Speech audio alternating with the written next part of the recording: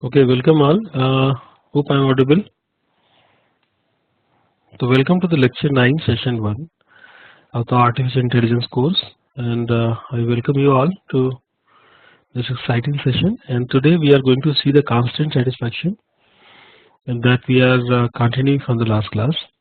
So, in this class, we would be seeing that more methods how to solve the constant satisfaction problem.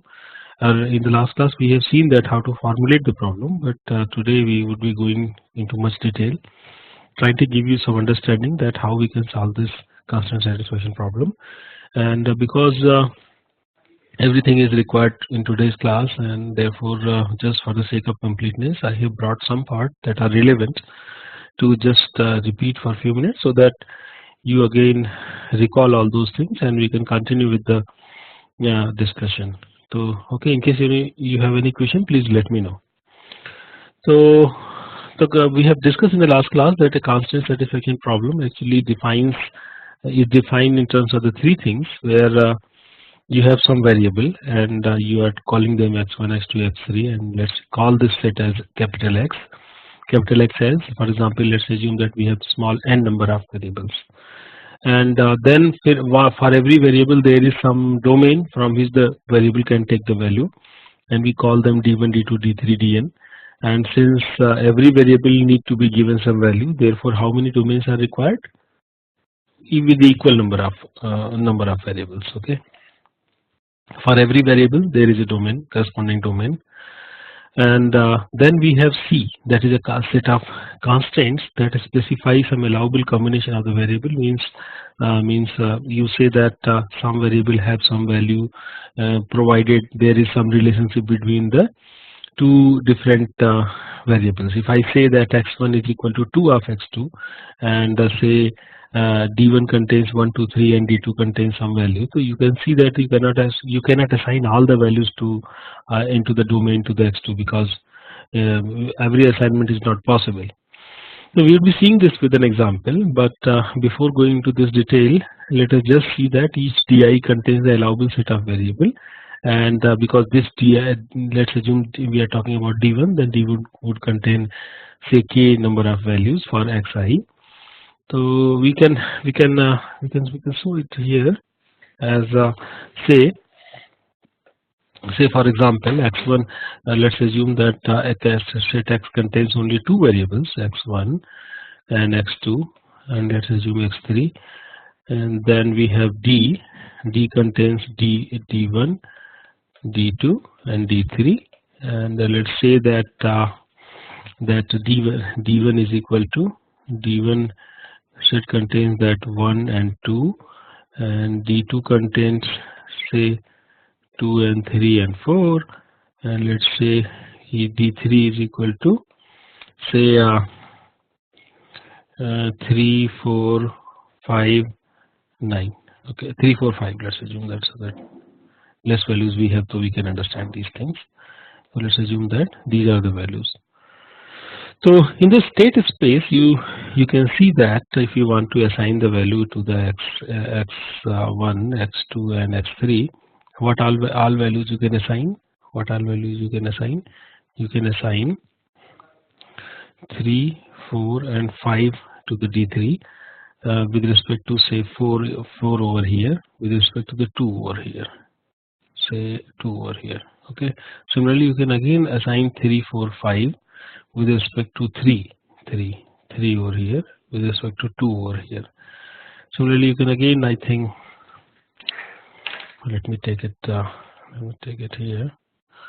Okay, let me take these variables here. Let me take it a little bit up. So again, as I'm telling that, again you can assign 3, 4, 5 to x3, given the value to be 2, 3, 4, 5, even 2, 2, 2. Okay, so in this way, for value of x1 as 2, you can assign these kind of these are the assignments. So how many assignments we have? You can count out them. You can count them. How many assignments we have? So since this table would go big, so Control Z. So let me just give you this thing that let me make it small. Okay, how can we make it small? I think this is not the right way. Oh, okay, let it be. Let me stretch it in this way. So you can see this thing that the same values I can take again. All these values I can take once again, and I can again assign these values to the x1, x2, x3. But here this time I would be having the value of x1 because 1 and 2 are both possible. So I can say 1, 1, 1, 1, 1, 1, 1, 1, and 1.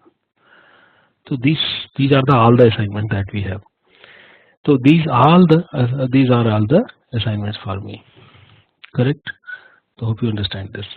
That given 3 variables where this is their domain, all these values you can only these are the assignments. So how many assignments we have? 1, 2, 6, 7, 8, 9, 10, 11, 12, 13, 14, 15, 16, 17, 18. 18 assignments we have, and that you can find out by just multiplied by 2 multiplied by 3 multiplied by 3. So now we have not talked about the constraint. So next third thing that into the constraint optimization problem is the C that tells that what are the constraints and what are the constraints. Let me say that the first constraint is this unary constraint that x1 should be greater than 1. Let I write like this: x1 should be greater than 1. So although in the domain 1 and 2 is possible, but now these assignments you cannot make because here x1 is 1. Okay, and if I say then I can say another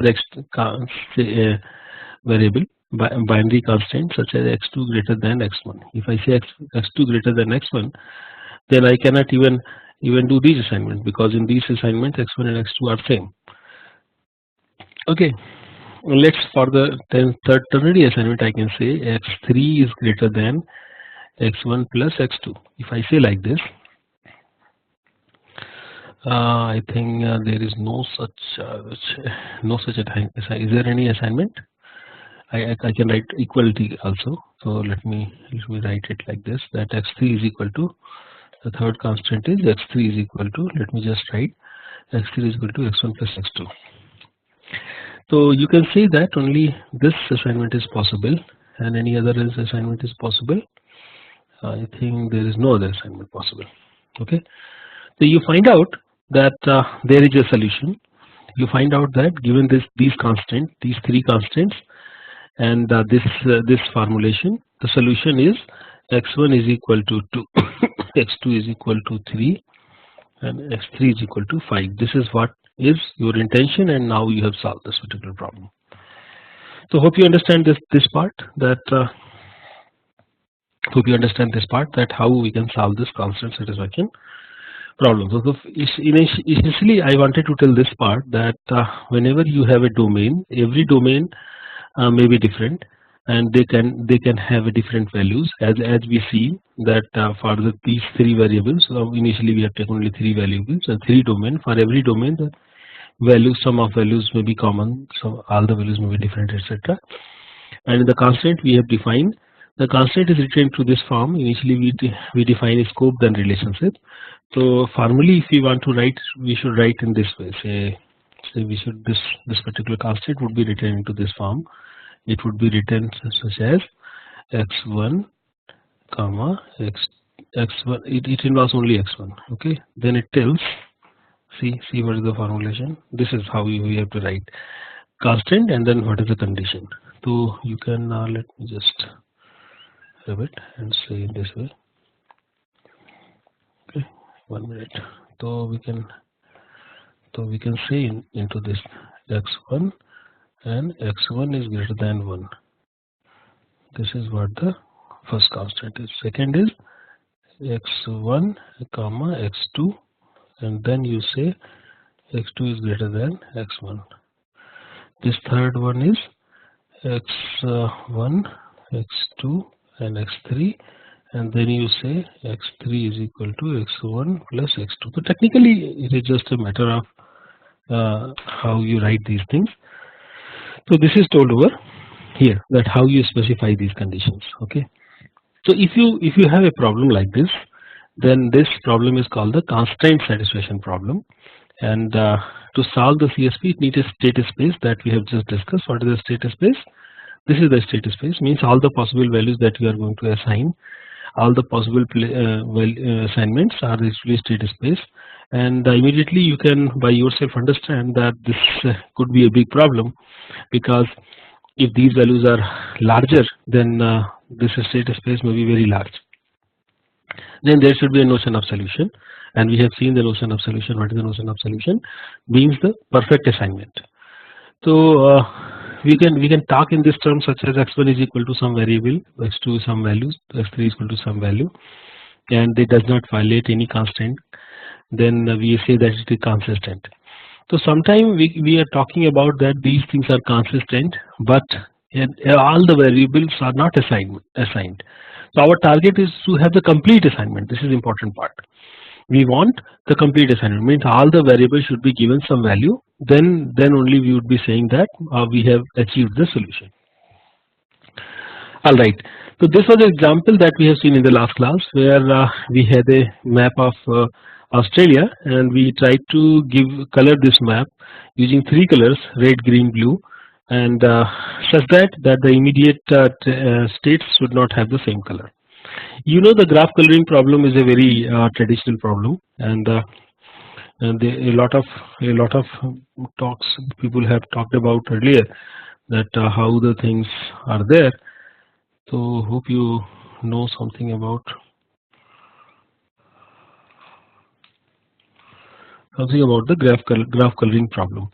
So you know some facts about the graph coloring problem. Means if a graph is given to me, I want to color it. So what are the facts? Means let's assume that these are the graphs. This is the graph is given to me, and I want to color it. So that let's assume that these are the nodes. On every node I want to put the color. So the theorem is that given the 5 color, one you should know first the concept of planar graph. Planar graph. What is the planar graph? The graph that you can draw on the particular plane. For example, on this surface, you can draw that graph in such a way so that no edges are crossing each other. So you know that if I have three houses over here and three utilities over here, and you want to connect each of the house with each of the utility. So let's assume that this is a house, this is also a house. Let's assume that this is also a house, and these are the utilities. Okay, so let's say this is gas station.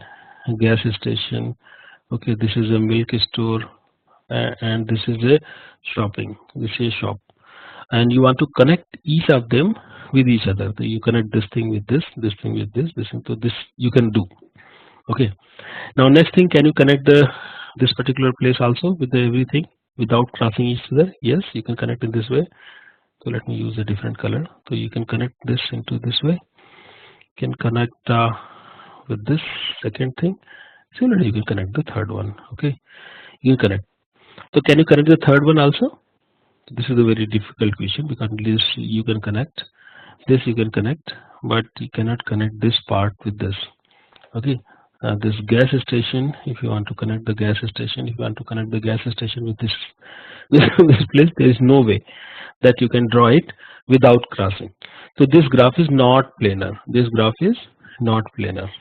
Okay. So planar graph are such that you can draw on the plane and their edges are not crossing. So the point is that if you have an planar graph, okay, let's assume that you have a planar graph. So then, given the 5 colors only, okay. So you can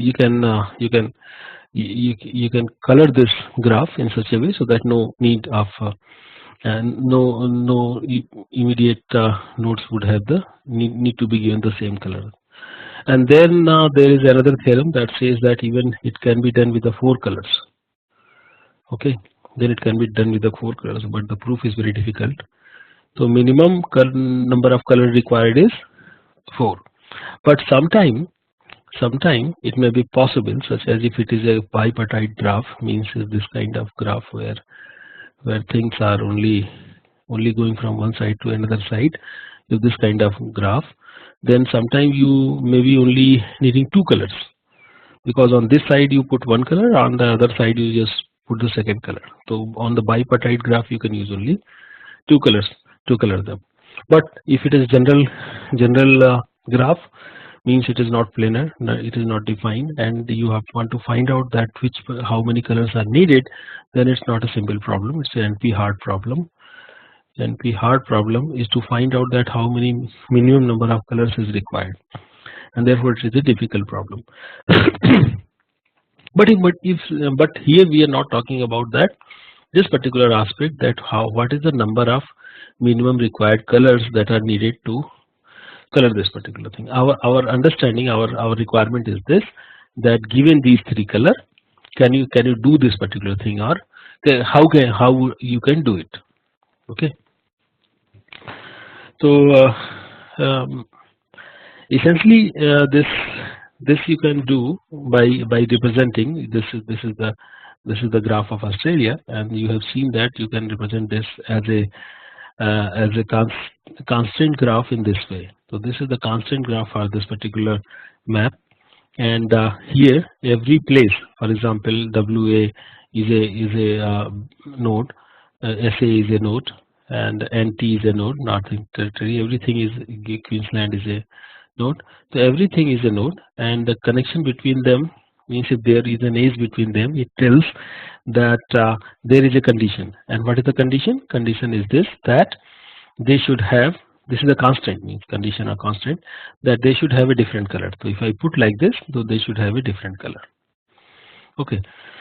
So here you see that X means how many variables we have, these 6 variables we have, and what the constants, we have seen that these are the constants, that SA is not equal to WA. In terms of the color, when we write this thing, we mean that they should not have the same color. Okay.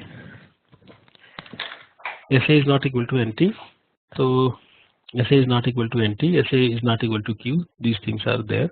So we see in this way that this is the constant graph. Alright. So we have seen that in this particular graph, if we can visualize this into the this particular map, if we can visualize it as a graph, this is going to give you a better understanding. Okay, to solve the problem. So one step forward into getting the solution of this particular problem is the constant propagation. Okay, so this constant propagation says that if you choose a particular value, say if you choose SA is equal to blue, then you can put the blue color at the place of SA. Then what happens, what you get by this is this particular formulation, that initially you know that all these places can be given, what color they can be given? They can be red, red, red, red. All of them can be given red color.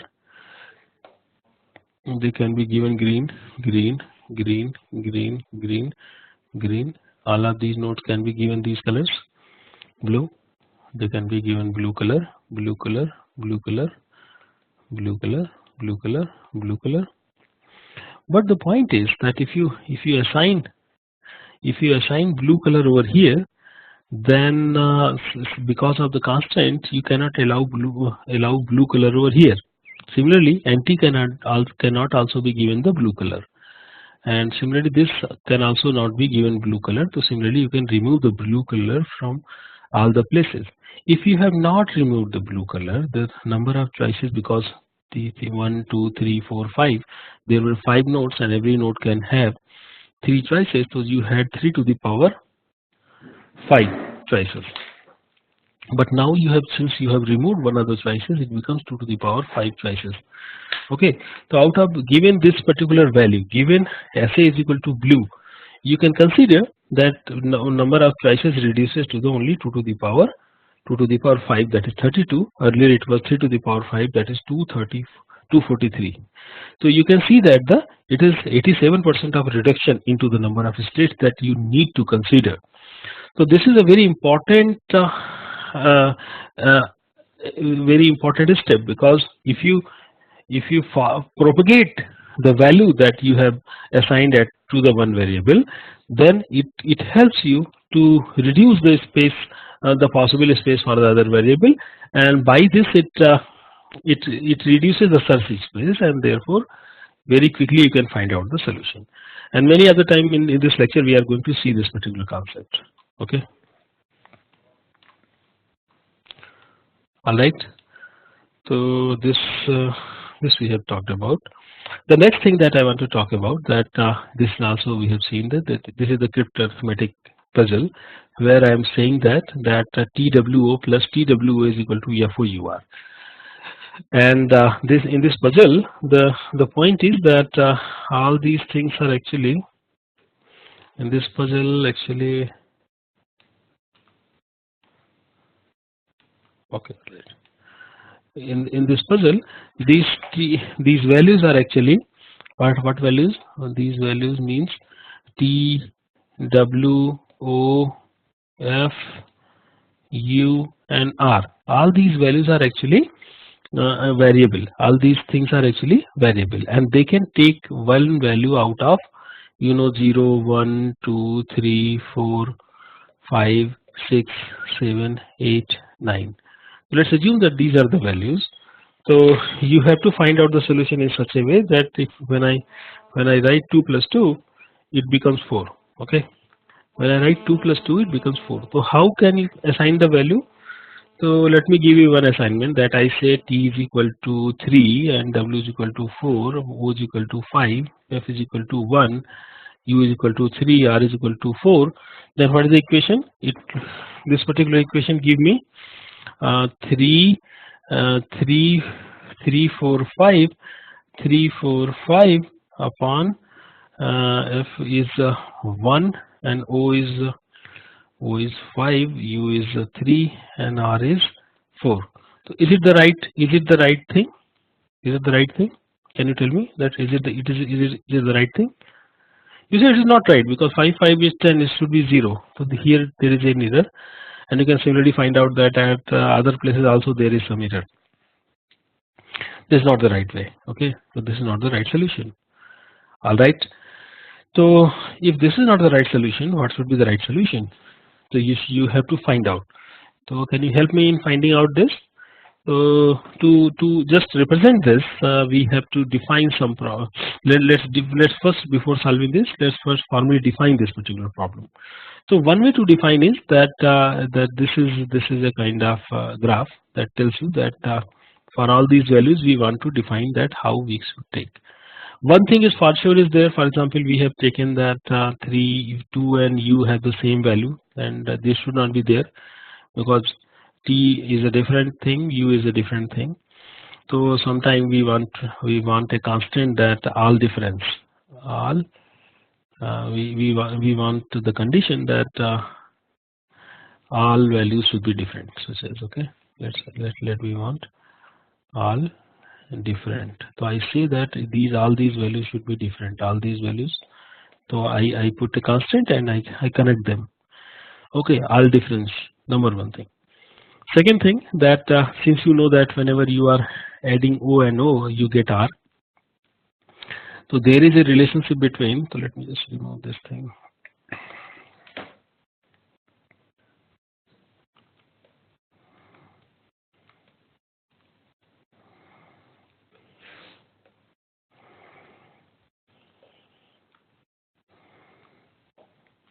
Okay.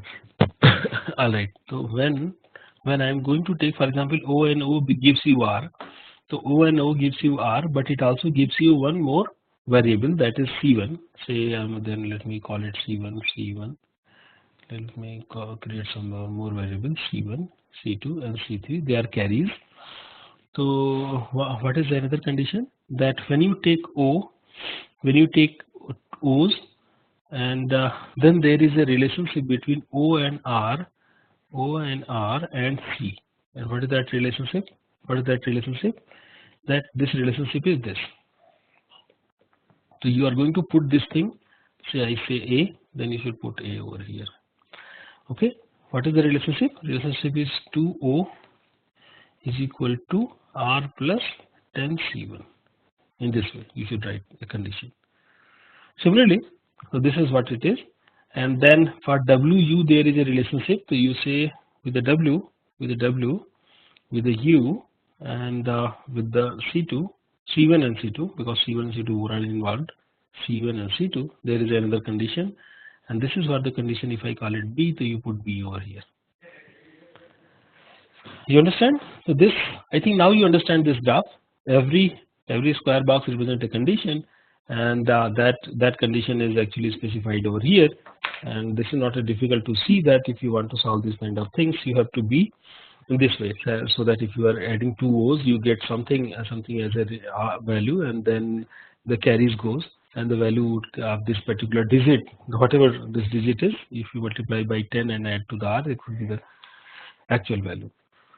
So, all right, you understand this. So, just for sake of completeness, can you give me a solution that actually works for this? Okay, TWO, TWO, TWO, TWO is equal to FOUR. Can you give me a solution? Help me to find out this. So let me just assign one value. So let me assign 2 to the T. Let me assign 3 to the W, and let me assign 4 to the O. If I assign 4 over here, so here also I would be forced to put 4. Since 4 and 4 are there, so it becomes 8. And look, all the values are different now till now. W and W becomes 6. U gets 6 value. It is also different, and then becomes a 4, and therefore you see the F becomes 0. And since we have 0 to 9 any number, so I think this is a valid assignment. So similarly, you please try to see that is there any other assignment or not.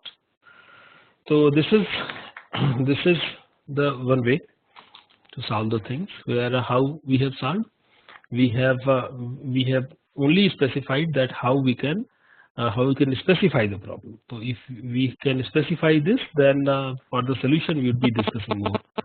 One way that we just initially did was just applying a guess, and by chance our guess worked. So how to find out the solution? Okay, can you suggest me that how can you find out the solution?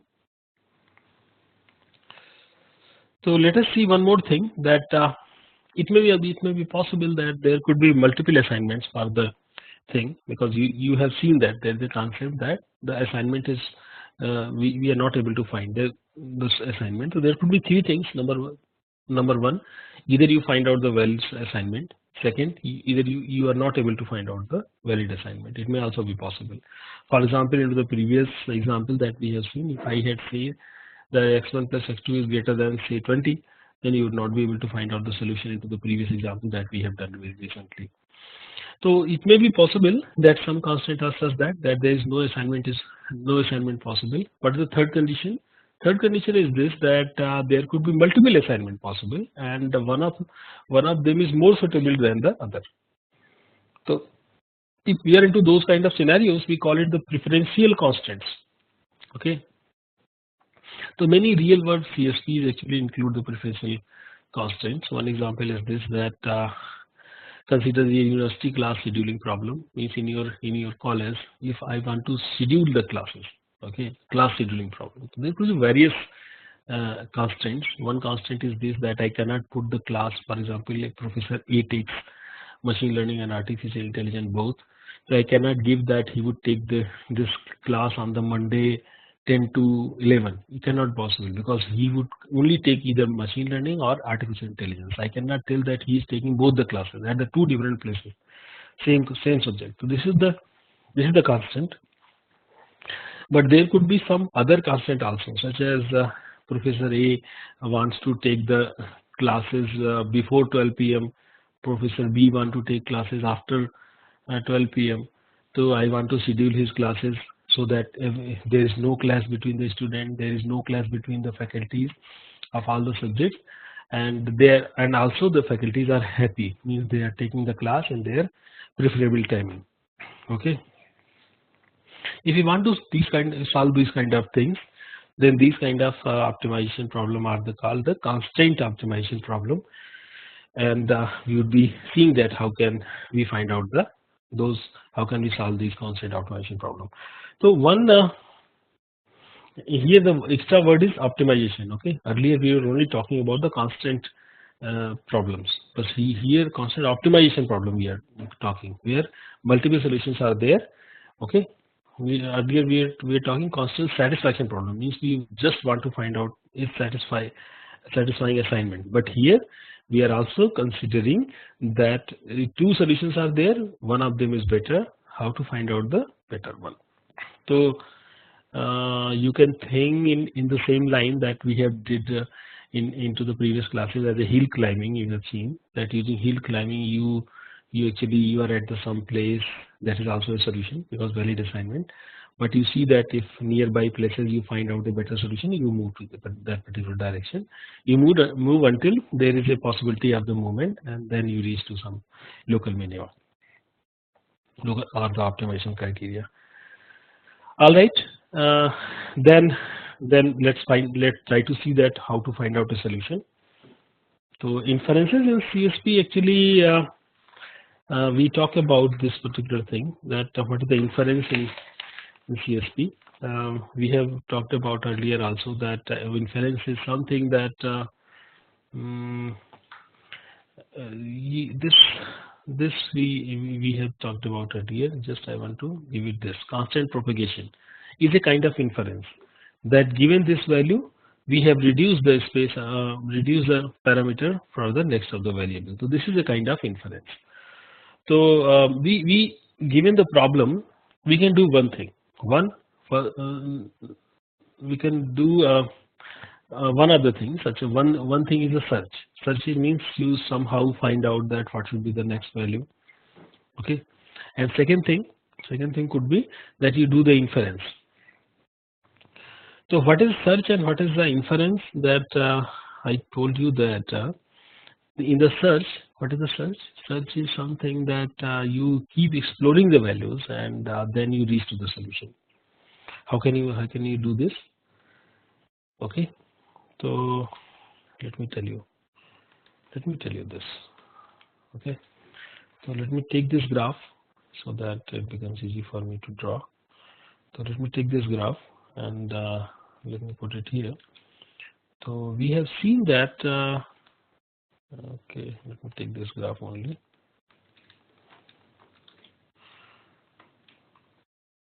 Okay, so let me put it here.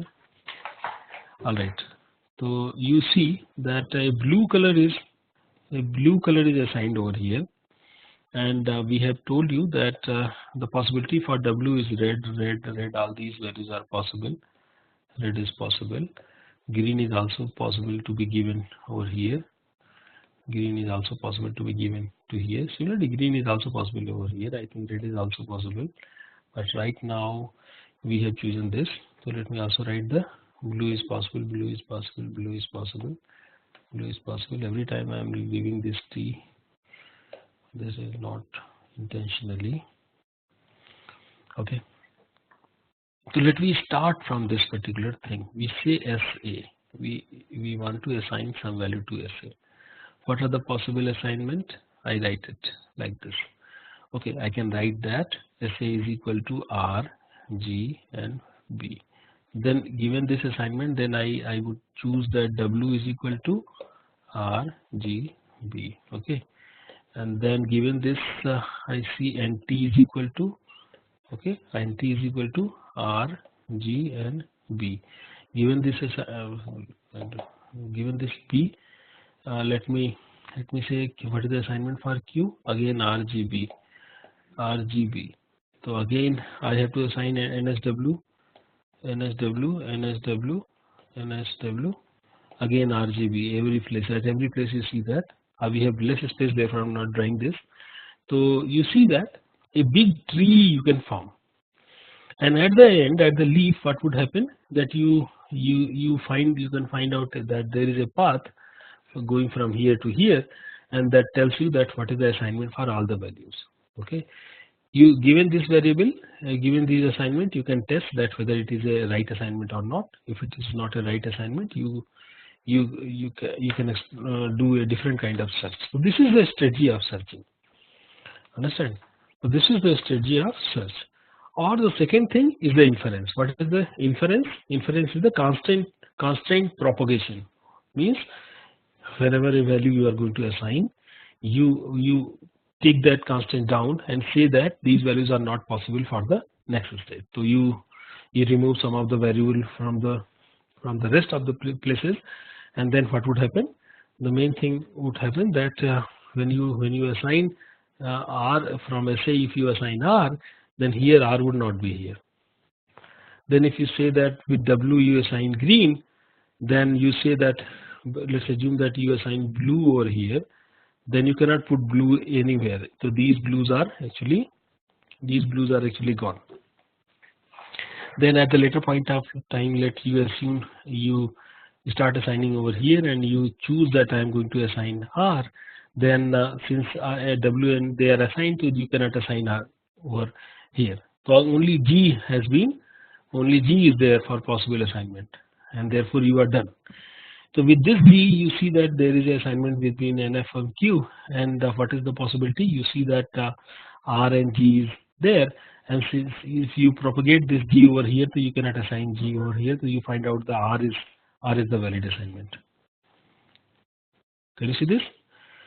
Similarly, you can propagate this R over here, so you cannot now assign R to this thing, and therefore G is again the assignment. Then if you assign G over here, you propagate it here, G is not possible, again you got the R as an assignment. So and here you can take anything, so let's assume that you again take the blue. So in this way you can find out the solution. So you would be agreeing with me that enforcing the local consistency in each part of the graph. What is the local consistency? Means all the edges should have understanding that there is no variable in their domain that have any conflict. For each of these values into the domain of first item, there is just at least one item into the another domain that actually satisfies the constant. Then it does not have any problem. Do you understand this? So that if you reduce the number of legal values, then enforcing the local consistency in each part of the graph, we can eliminate many other things into the graph. So what are the things that you can remove? One is the node consistency. So you see, this is actually important part, and we have seen all these things into our discussion, but formally let me tell you that one thing is the node consistency. Let me remove this part. Node consistency. Okay. One thing is the node consistency. What is the node consistency? Node consistency.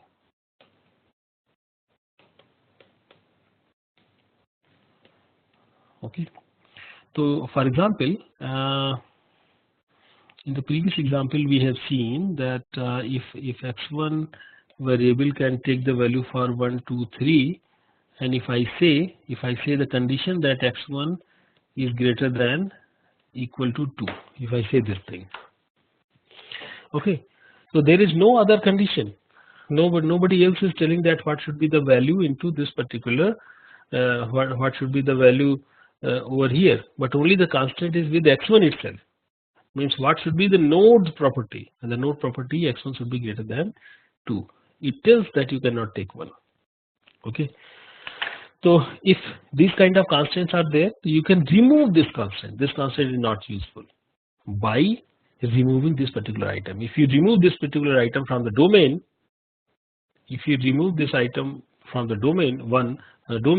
then your domain will be smaller, shortened, and now in the modified domain you need not to have this particular constant. So number one thing, if all the values in the variable domain satisfy the variable unary constant, that is as I told you, for example, into this graph thing, if SA does not like green color, that you put that particular region with the green, then use red blue instead of red green blue as a possibility. So if you remove that particular value from the domain, then you can remove that particular unary constant as well. So your problem becomes small. Second thing is the R consistency. R consistency is this: x1 xi is R consistent with xj. If for every value in the current domain di, there is some value in dj that is satisfying the binary constant on this particular thing. So what does it mean? That it means that, let's assume that we have one more variable x2. Okay, it also has some domains, say 4, 5, 6, 7, and I want to find out the x1 is x1 to x2. I want to find out the consistency between x1 and x2. So for every value in x1, there should be some value in x2 that can satisfy the constant. What is the constant? What is the condition? Let me write this condition in this way, that x2 is greater than x1 plus 2. Okay, if I say like this. So you see that if this is the constant, then to maintain this kind of consistency, what should happen? That for 2, I see that there is a value that is x1 plus 2. If you see that there should be a value greater than 4. You find out this, that 5 is there. So therefore this is okay. If you put 3, so there should be a value greater than 5. Okay, you see 6 is also there. Okay, so let's assume that this also may have contained 3, 4 and 9. Okay, 3, 4 and 9. If it may have also contained a value called 9, then what may have happened? What may have happened? For this value, these values are okay, 2 and 3 are okay, but for 9, I need 9 to 11. There should be some value 11 over here. Since 11 is not there, I can remove this particular value from the domain of x1. Okay, you understand this? So this is one way that I can remove this particular value. It says that x1 is R consistent with xj if for every value in the current domain of di, there is some value in dj satisfying the binary constant on this particular thing, whatever constant is given for the xi and xj. Okay, so you have seen that we have only given the example for the 2 things, but you know that the condition could be for the more than 2 variable also. Therefore, you can generalize it as well. For the 3 variable, there is some condition. So similarly, you can generalize that using more than 2 things. You can find out the right solution. So this is the algorithm that try to find out. This is called the AC3 algorithm. Why AC3? Because it is a third version of their algorithm. Okay, R consistency algorithm, and they try to give you this, try to find out if there exists a solution or not. Okay, so essentially what it try to focus is that whenever a variable you have, whenever there is a condition, and you see that because of this condition you are changing you are removing some of the variable over here. You say that whenever you want to propagate the constant, you are removing some of the variable from the domain. Therefore, your search becomes efficient. So whenever you are removing this thing, it actually, because this particular item may also be connected with the previous things, so you also have to remove something from the previous ones. Okay. What I mean by this, that you know that what I mean that because of this condition, and you know that what is x2, you have removed some item from x1. You have removed 9 from here. If x1 was this, x2 was this, and there was this condition, then to honor this particular condition, you have removed this particular item from this particular domain. All right, but when you remove this thing, it may be possible that there will be some other variable, say x3, that was actually dependent on x2. And since it was dependent on x2, so therefore you may also need to remove some variable from x3. So it actually propagates, backward propagates. You give more things to remove. So one by, if it is a graph, you assume that it's a graph. One value you are removing, so therefore related values and the back things can also be removed. See this algorithm. that AC3 algorithm, CSP means a problem is given to you. This algorithm returns false if an inconsistency is found, means there is no possibility of the solution, otherwise it gives you the solution. Given X, D and C conditions and domain and X, what it find out? It uses something called Q, and in the Q all the conditions are there, means these are the conditions, and condition is specify that what are the variable which are involving, and what is with them. So there is a queue. Queue is a kind of list where you are putting one by one all the things, and it's a queue is technically not required over here. It's a list where you are putting all the constants. So why queue is not empty means you are actually trying to satisfy all the conditions. So what you are going to do, you are since in the queue all the conditions are there, all the C's are there. So you take one of the condition from this, and let's assume that for the sake of simplicity that they involve xi and xj only. You find out xy and xj, then you want to go for the revision. What is the revision? You want to see the same thing that we have done, that given x1 and x2 domain, you want to find out is there any value into the x1 that I need to delete. So you go for the revision. If there is a revision, means if you find out something that need to be deleted, we'll go in detail later. Let's assume that it gives you something, some indication that I have deleted something from x1, xi. Then what would happen? Then you find out if there is some revision happened, then you see that whether there exists some item into di or not. It may be possible that because you have deleted something from xi, it may be possible that in the di now there is no item. If there is no item, the size of the di becomes 0, then there is no possibility of any assignment, because if even one variable cannot be assigned, nothing can be assigned to anybody. So you say false. Otherwise, what you say?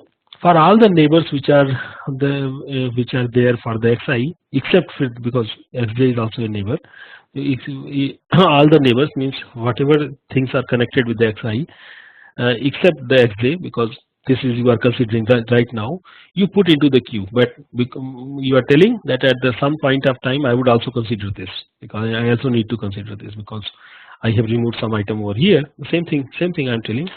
But if you find out that there is some item is deleted from xj, you say that in the queue x1 and x3 should also be considered at some point of time. Okay, so are you with me? That initially I put all the constants, and then from that constant list I have taken x1, x2. x1, x2 has came out to me, and when we find out that there was a change into this x1, then in the queue, since it has been removed, I am going to put x1 and x3. Why? Because x3 is, if x3 is related to x1, I am going to put x1 and x3 over there. If x4 is also related to the x3, then I would also put this thing x1 and x4. All these things are actually put into the queue for each of the xk which are into the neighbors, but I am not taking the xj because we have just I consider this. I am putting these things into the queue so that at later point of time I would also see that if there is a possibility of removing some of the items from there. Let's see, only this part has been left that I want to revise. I want to revise means I want to remove some of the items. You know that how we have done very recently, that given these items, I'm trying to see that if there exists for every value, for no value in y in di allows xj to satisfy the constant between xi and xj, then delete x from the di. Means for every x in di, if you see that there exists some y, this line is very simple, and this line actually try to see that for every x over here, there should be some y into x2, such that this particular constant is satisfied. Okay, so you say that for every x inside the D, let me just put it over here so it will become clear to you. What I want to say, that x inside into the di and dj, we want to find out the consistency between these two things. So in xi here I am checking one by for every x or every x which is into di, I want to find out if there exists any y inside the dj such that the constant is satisfied. If no value is possible, if no y is possible that can satisfy, then this value is useless, because I cannot find, for this value I cannot find out uh, any pair into the y. Then I would delete that particular item. If no value y in di allows this to satisfy the constant, then I am deleting that item and I am telling that I have revised this thing. Revised my device is true. Okay, I am removing all the possibilities. It's telling that revise is true. All right. How much time it takes? This algorithm takes. This algorithm takes CD to the power 3 time. What does it mean? CD cube time. Okay. So I will be taking a break into this session at this moment. For the 5-minute break, we would come back at 8 p.m. sharp, and then we would see that how these values came. Okay. Thank you for being with me. Any questions?